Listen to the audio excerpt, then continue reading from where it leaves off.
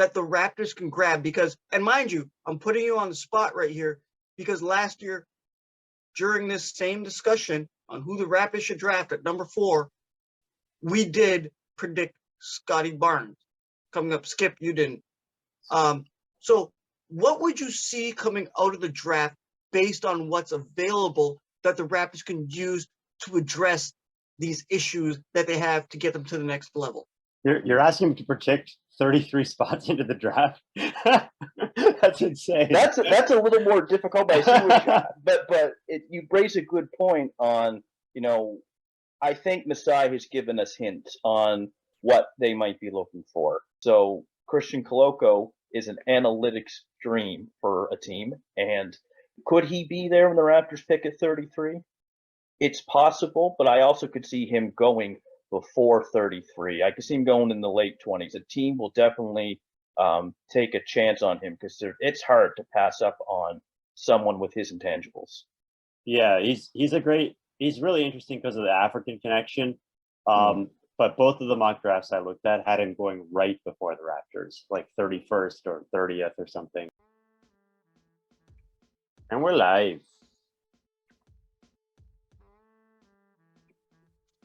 You just saw that. Skip, you really asked me to ask the coach who the Raps are going to pick at 33rd, and you laughed at me? Yeah. A lot of people out there laughed at me for that. I saw that. I saw the comments. But I didn't think we had a chance of nailing the 33rd overall pick. I'll be honest. I thought. Yeah, I know. We all saw by your reaction, Skip. All you guys can go back there and click, check it out. Okay? Good afternoon, good morning, good evening, ladies and gentlemen, wherever you are, whatever time it is for you right now. Just know that you are locked in until the point with Skip and the King. You guys know what to do. Go down there, click subscribe, click like, leave a comment. Thank you for your support. And thank you for supporting our fantastic guests, especially my man, the coach from the East Coast, Mr. Tim Roache, and the guy who is my finals MVP, the babyface assassin over there, Mr. Kenyon Nisbett. How you guys doing today? Before we get into this, let's get into it quick. How you guys doing? You guys good? Doing great now. Very happy. I'm pretty sure you're doing great, Coach. Okay, Coach. Just the other day, we posted the video. We filmed it probably about 2 weeks ago, so it's been a while. But you did mention Mr. Christian Koloko being drafted at number 33 for the Toronto Raptors, for your Toronto Raptors, and you nailed it. So, guys, can I just take a little puff? Actually, technically, I want to say that I nailed it because he picked. Who was your pick? Justin Lewis. Justin Lewis. Yeah. Yeah, but we all kind of had Koloko in the conversation. So. Well, yeah. I'm still gonna take a puff. We'll take the because it's now two. This is 2 years in a row. 2 years in a row. It's 2 years in a row. It's 2 years in a row. We've had a guest on that have predicted who is going to be picked for your Toronto Raptors. So now, Mr. Roache, you did not have that much time to really discuss Christian Koloko. Can you give us a little more insight onto who he is and his style of play, please? And by the way, thank you for being on the show again. Absolutely. So Christian Koloko, 6'11", 7'5" wingspan. He just started playing basketball 7 years ago. He's 15 years old. He just turned 22 years old, which is quite a remarkable feat to think. Someone who's only been playing for 7 years is now playing in the NBA. He's from the same village as our own Pascal Siakam, so maybe there's a connection there as well. Pascal didn't start playing since he was 17, so yeah. Yeah. Same story, right? Yeah. So, as I said on the other show that we had done, he's an analytics dream. Those were your words. You did say it. He averaged, about 12 points, 7 rebounds, nearly 3 blocks, 63% field goal percentage, player efficiency rating of 28, which is pretty high for the NCAA. His defensive win shares are really good. I believe his defensive win shares are higher than Jabari Smith and Paolo Banchero. The only person who's not higher than this, Chet Holmgren. He has a lot of great advanced numbers. This is a terrific pick, I believe, for the Toronto Raptors. It fits a need of more length that they need on the interior, especially like a lob threat. Nick Nurse mentioned that, not me. Nick Nurse mentioned that in the guy that looks like you, right? The guy that looks like me, yeah. The end of the Predators said, he said, I'd like to have another lob threat. Well, he's got one now. And this lob threat also is many videos are coming out about him. You know, he's shooting hundreds, if not thousands, of jumpers a day. I think the Raptors potentially have hit a home run with this pick in Christian Koloko out of Arizona. I salute you, my friend, for bringing that up, because I had no idea who he was until you brought that up. Now, thank you. Mr. Kenyon Nisbett, my dude, okay? I got to ask you, when it comes to Christian Koloko, right, where do you see him within this Raptors organization, and do you think it was a good pick? Well, actually, that's my main question. Do you think he was a good pick for them? Yeah, so, I mean, the fact that he has a very similar story to Siakam is really awesome, really amazing. Like Coach mentioned, he's from Douala. So everyone better get it right, because it is the rival village or the rival city to where Joel Embiid is from. So keep that in mind. Keep that in mind for But yeah, I mean, Nurse said it best already, where he's basically saying that he is and this is the key. I always talk about positionless basketball here, but he is the modern day lob threat. He is the modern day. He's not a back to the basket post up big guy. I think in terms of his defensive fit, he's really good in drop coverage. He was a top 2 defensive prospect coming into this draft. But I also think that he is agile enough to switch. And as a result of that, it really helps the Raptors to play the defensive style on the perimeter that they really want to play, because he can switch if the angles are right. I think it's big. So he was one of my guys. My number 1 guy went earlier than I thought, but he was basically number 2. Okay, thank you, Kenyon. I like that. I really do like that. I want to see Joel Embiid cry again in Toronto. I would love to see it. Let him go cry in Drake's shower. Koloko might give the elbow like Siakam did. That'll be a fun playoff series if it happens again. That'll be great.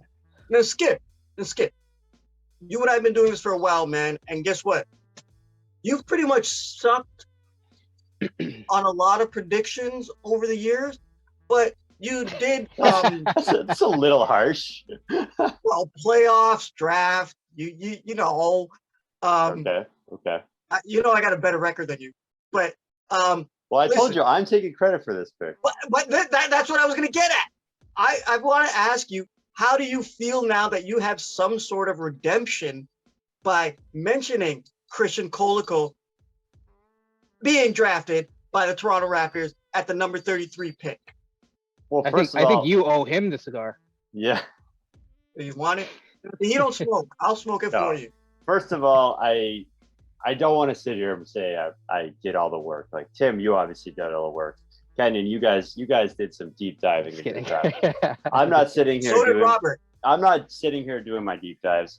I just thought that Koloko, the narrative was right. The fact that he was a big man, the fact that he was from Africa, you got the Masai Ujiri connection, you got Pascal Siakam connection, and the fact that he's a defense-first player, right? Because the Raptors like to draft guys that they could build their defense around and develop their offense. Or even Precious Achiuwa, acquire a player like that. They build that side of the floor first, and then the offense comes when it comes. So I thought Koloko really checked a lot of boxes for what the Raptors are looking for and the type of player that they really like. Obviously, he's not quite that 6'9" switchable guy that you ideally would like in Vision 6'9", but he does fill this other need at the other end of the spectrum. And I've always said this, like, Vision 6'9" is a transitional phase. Like, it's a very nice concept to be able to switch everything, to have all these We'll have big to guys. talk about that someday. We'll get into it. But eventually the team is going to have to branch out from that, because if you're narrowing yourself into that box, eventually you're going to end up hurting yourself. Because if you stay inside your very, very small box and only draft like 6'9" players, like, sometimes a 6'9" player is not the best guy on the board. So yeah. Anyway, that's a bit of a digression, but bottom line, I think I understand this pick. I think it has a lot of potential, and what I'm interested to see now is Everyone's kind of confused. what? Sorry. Continue. I'm just Wait. looking at the faces. Everyone's like, huh? Anyway, I'm waiting. I think the interesting thing is going to be to see how they use him in the first year. Obviously, as an early second round pick, you're not necessarily going to give him huge amounts of minutes, but I'd be interested to see if he gets that sort of backup center role right off the bat, if he is playing major minutes, if maybe that means Precious Achiuwa has to slot into the starting lineup to make room for all these pieces. Anyway, I think that would be really interesting to see. Anyway, Brian, get at me. What are you doing here? Skip. What are you talking about? He doesn't fit into this positionless basketball. Come on, listen. Come on, Skip. Let's get real here. I think he's a great pick. Yeah. And I don't know how you're gonna renege. Like, you're defining backpedaling right now, okay? Because you spearheaded this with me, okay? Yeah. I didn't know who he was till you guys brought him up, okay? It's like what Coach Roache just said. Speaking of where he fits in, we were speaking about last time. Coach, you did say that it's Precious's job to lose, and I'm gonna be quite honest.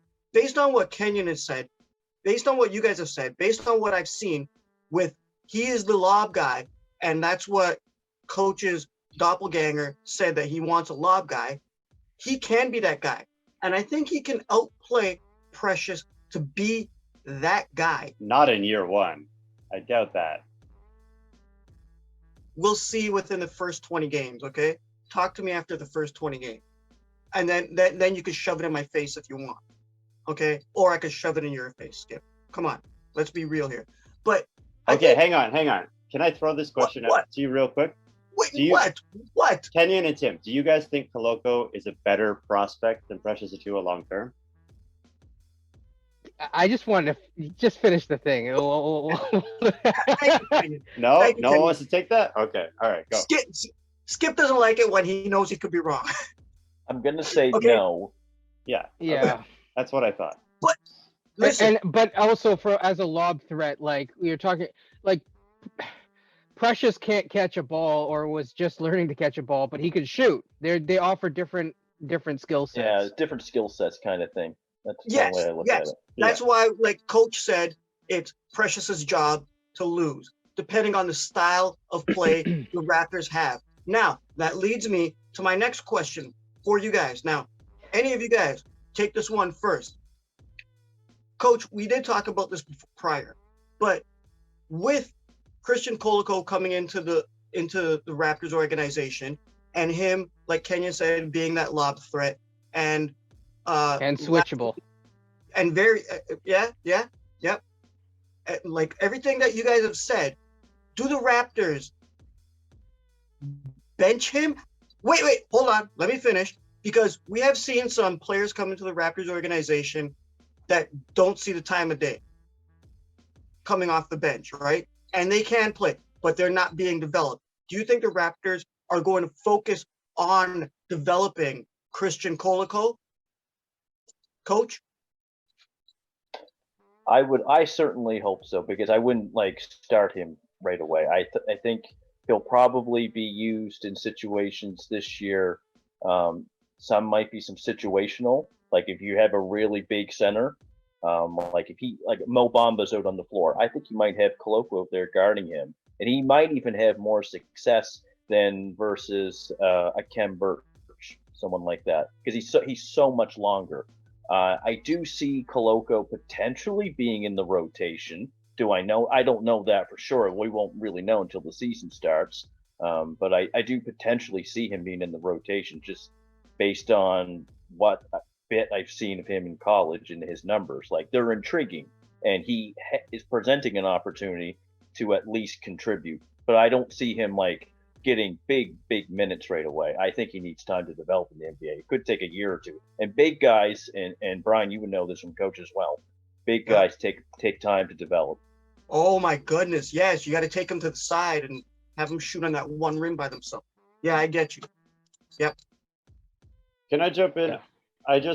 I think probably the person he's going to take minutes away from is Kem Birch.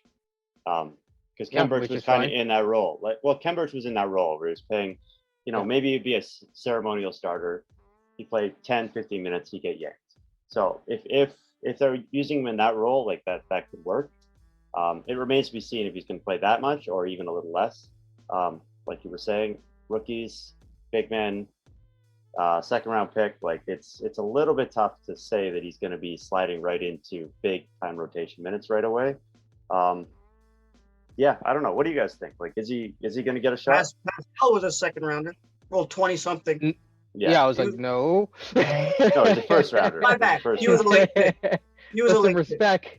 He was a late pick. He was a late pick. Yeah. I stand corrected. So, He was a late so pick. I think that we shouldn't necessarily think about Koloko as a second round pick in a traditional sense. He's not like Delano Banton and David Johnson, where they're in the 40s and 50s and and that sort of thing, right? Like I think both Delano and David were selected one after the other in 45 and 46, I think.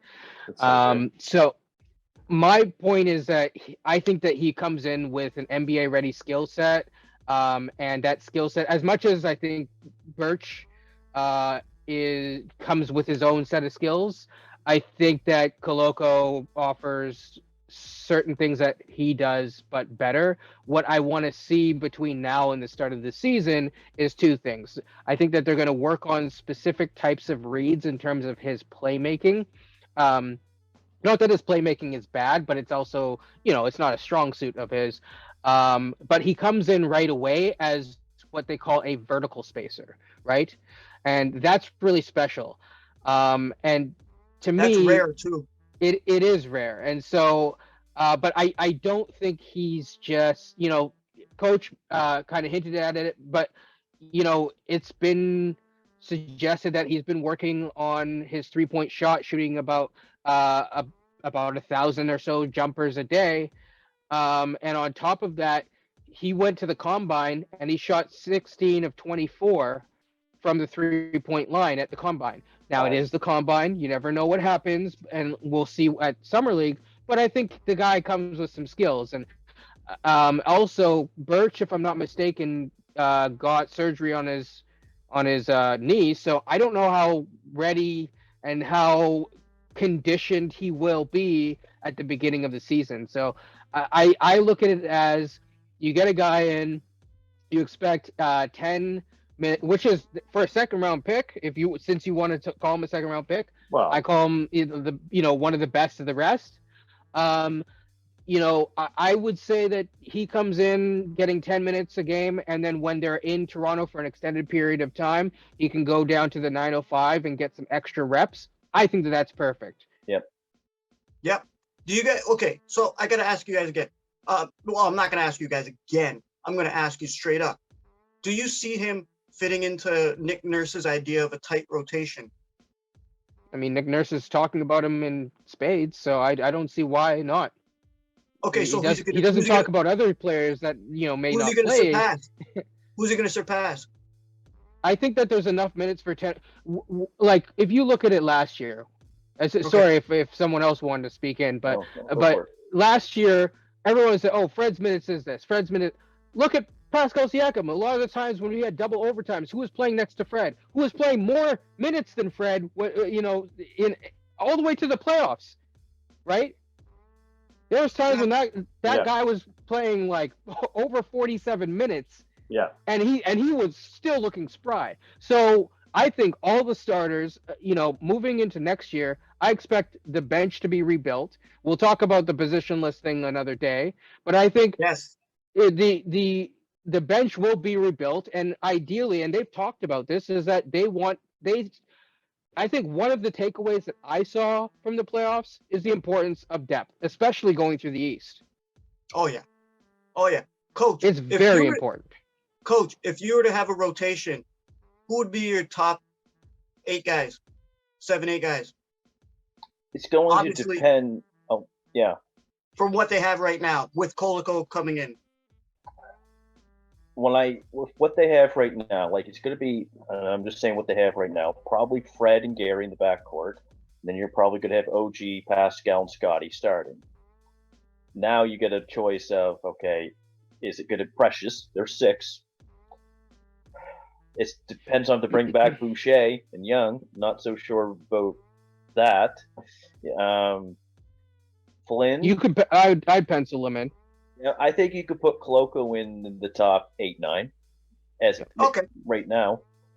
Potentially right now. We need to see him in summer league. We need to see him in preseason just to see how he adapts to the NBA game, because it's certainly the NBA game's a lot different than the college game. It's going to be more physical for him, especially he's not that traditional hulking big, and we don't Higher see level. we don't see many of those guys anymore.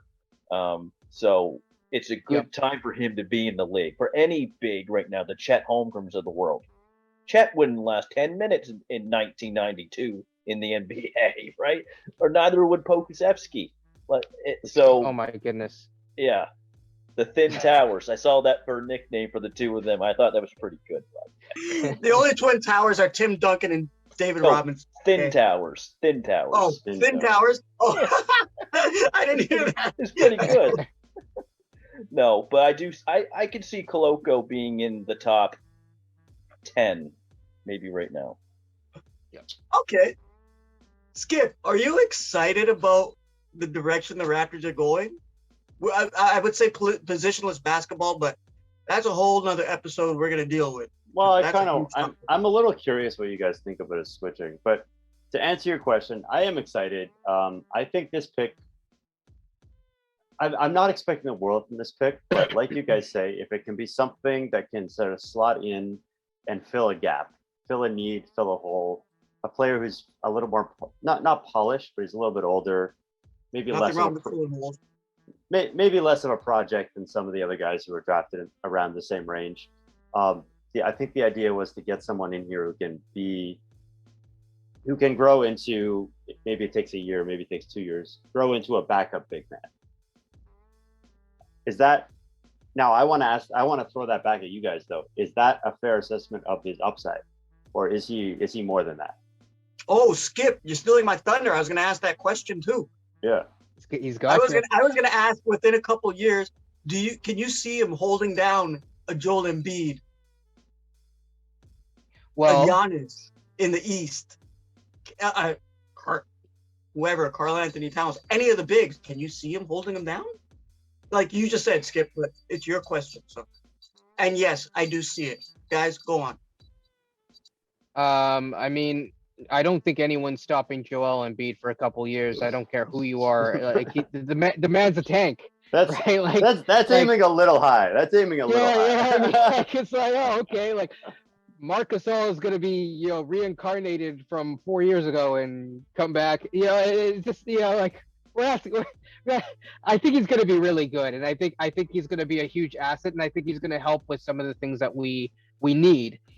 We came into the offseason. I don't know if I was on the I think I was. I don't know, but in terms of our offseason needs, one of the needs is we needed. Okay, so you look at the Raptors defensively. We are sound.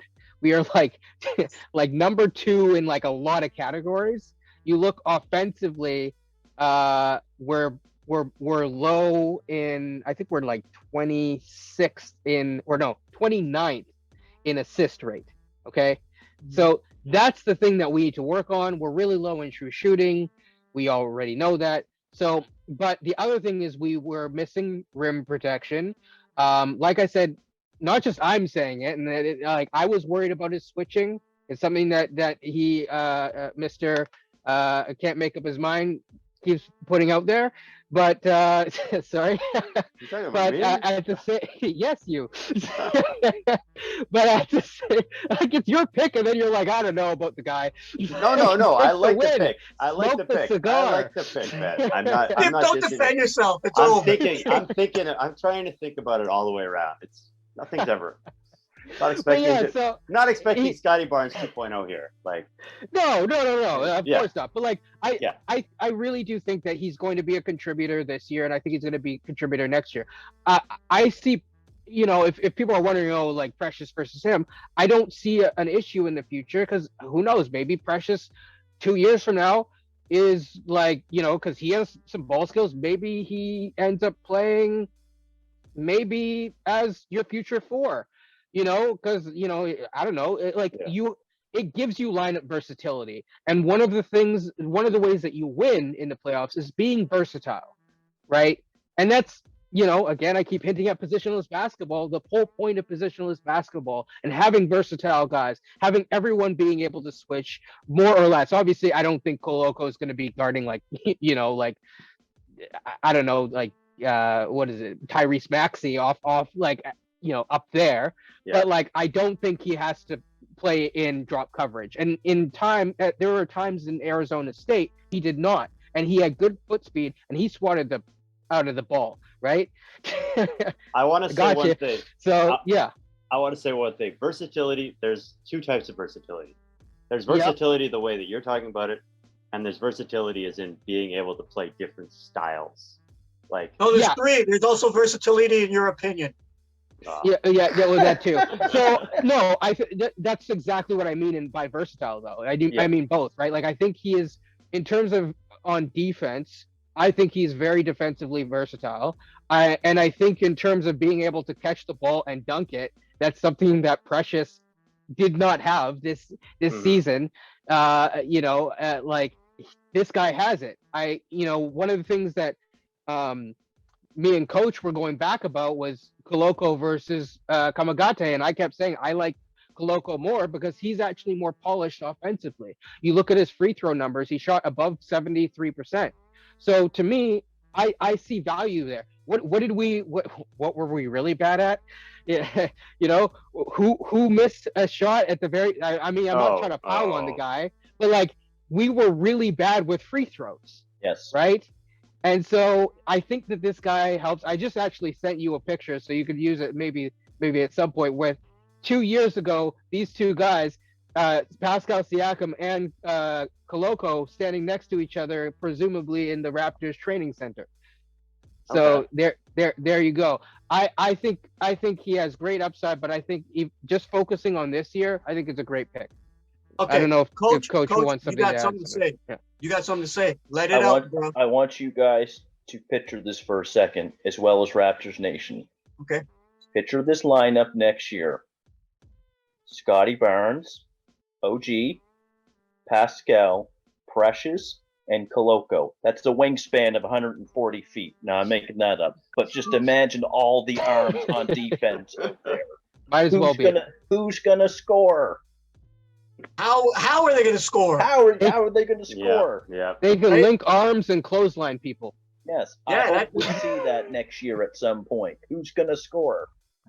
Well, fun, Toronto has had some pretty good, decent switch ups on the lineups this year, which I thought was pretty cool. Like, where they went big but small. They did everybody 6'9", and the energy, like Scotty, like you said, even Delano being thrown in there. I thought it was pretty cool. Like, we've seen a bunch of different lineups this year, and I thought it was pretty awesome. So before we get out of here, Skip, do you want to say anything last before we leave?